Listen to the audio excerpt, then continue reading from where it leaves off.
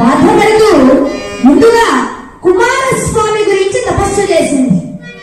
ఏమండి, పరమేశ్వరుల వారి యొక్క పుత్రుడు సుబ్రహ్మణ్యేశ్వర స్వామి కొరకై తపస్సు చేసింది అమ్మ.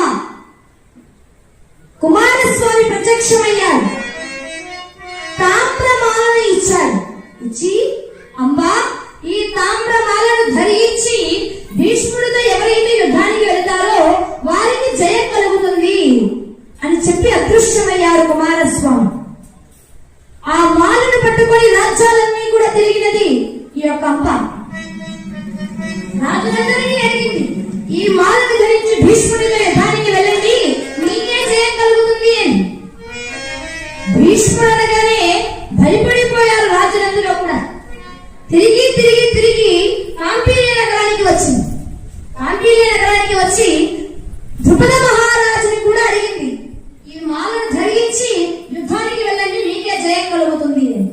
ఆయన కూడా అంగీకరించలేదు. ఇక నిరాశతో బాధతో ఈ ప్రయత్నం విఫలమయ్యిందే అని చింతిస్తూ ఈ తామ్రమాలను పైకి విసిరేసింది. ఎప్పుడైతే విసిరి